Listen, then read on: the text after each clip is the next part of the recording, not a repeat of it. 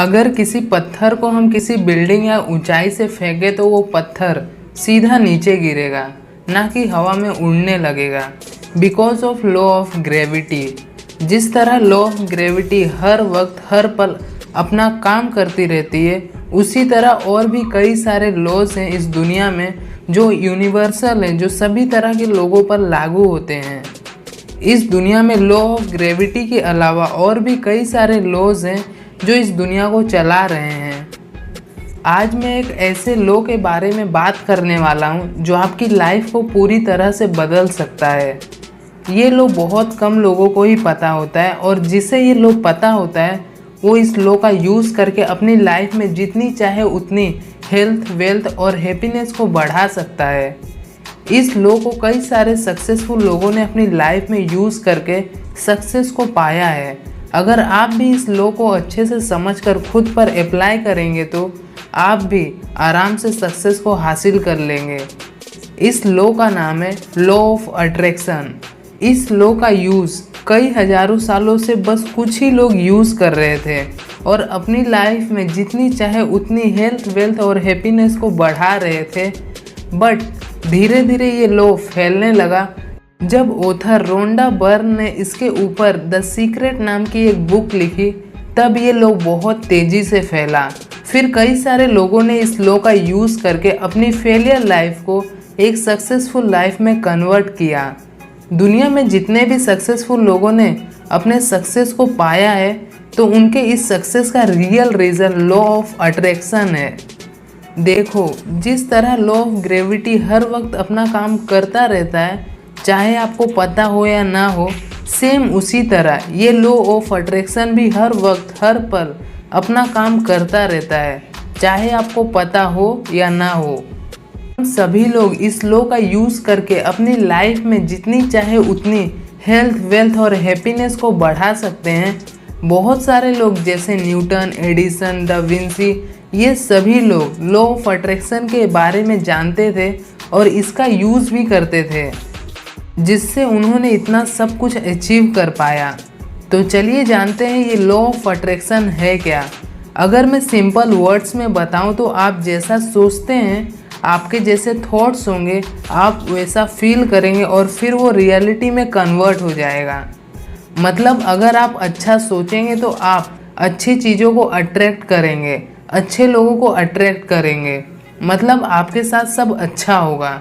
But अगर आप बुरा सोचेंगे तो आप अच्छी चीज़ों को और अच्छे लोगों को अट्रैक्ट नहीं करेंगे, आपके साथ सब बुरा ही होगा। इसलिए तो सभी लाइफ चेंजिंग सेमिनार्स या लाइफ कोचेस हमें कहते रहते हैं, अच्छा सोचो, अच्छा सोचो, बिकॉज उन्हें लॉ ऑफ अट्रैक्शन के बारे में पता होता है।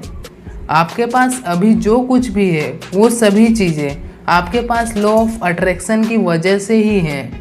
अच्छी सोच अच्छी चीज़ों को अट्रैक्ट करती हैं और बुरी सोच बुरी चीज़ों को। यही है लॉ ऑफ अट्रैक्शन। अब चलो देखते हैं ये लॉ ऑफ अट्रैक्शन वर्क कैसे करता है। बुक की ऑथर रोंडा बर्न बताती है कि दुनिया में हर चीज़ की फ्रीक्वेंसीज होती हैं, जैसे कि एक फ़ोन की फ्रीक्वेंसी होती है, कार की, पत्थर की, बोतल की, मतलब हर चीज़ की कुछ ना कुछ फ्रीक्वेंसीज होती हैं, जो कि फैक्ट है। उसी तरह हमारे ब्रेन की भी कुछ फ्रीक्वेंसीज हैं।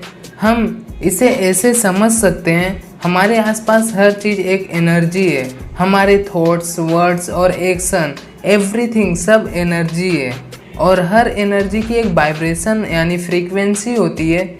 जब हमारे मन में कोई थॉट आता है तो वह यूनिवर्स में एक सिग्नल की तरह जाता है, और ये लो सेम वाइब्रेशन और सेम फ्रीक्वेंसी की चीज़ों और लोगों को हमारे लाइफ में अट्रैक्ट करने लगता है।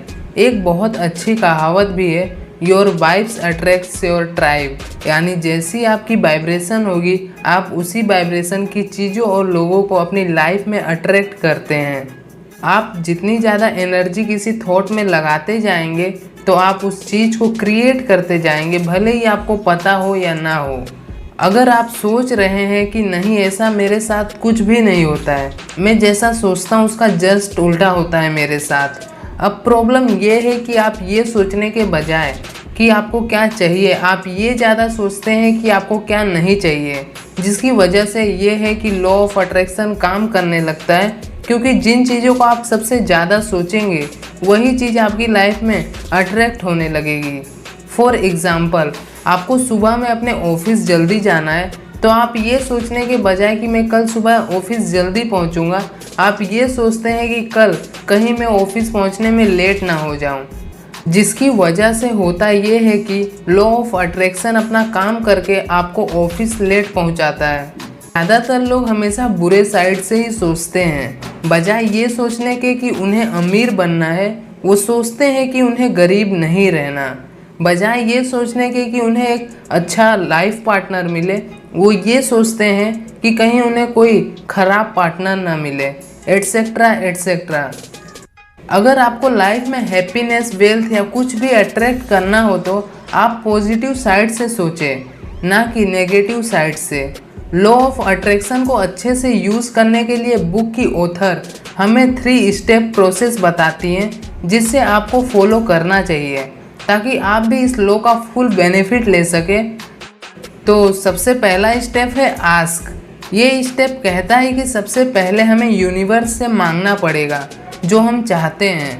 इसमें हमें प्रेजेंट टेंस सेंटेंस का यूज़ करना चाहिए, मतलब ऐसे मांगना है जैसे वो चीज़ हमें ऑलरेडी मिल चुकी है। फॉर एग्ज़ाम्पल, अगर हमें करोड़पति बनना है तो हम कह सकते हैं मैं करोड़ों रुपए का मालिक हूँ और मैं बहुत अपनी लाइफ में खुश हूँ।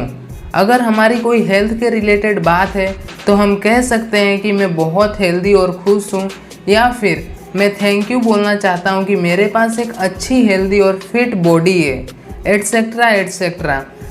आपको ये बातें भले ही बकवास लग रही हों, बट जो भी लोग अमीर और सक्सेसफुल बने हैं वो सभी लोग इस स्टेप को सीरियसली फॉलो करते थे, जिसकी वजह से उन्होंने अपनी लाइफ में बहुत पैसा और नाम कमाया।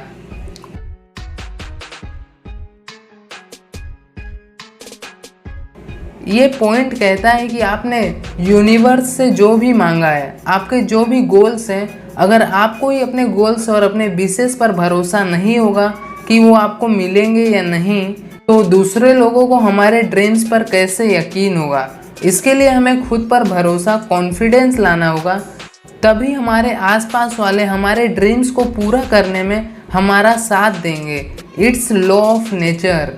जिम कैरी जो एक अमेरिकन एक्टर हैं, ये लॉ ऑफ अट्रैक्शन के जीते जागते उदाहरण है। जब इनके पास कुछ भी नहीं था तब इन्होंने अपने नाम का $10 मिलियन का एक चेक काटा।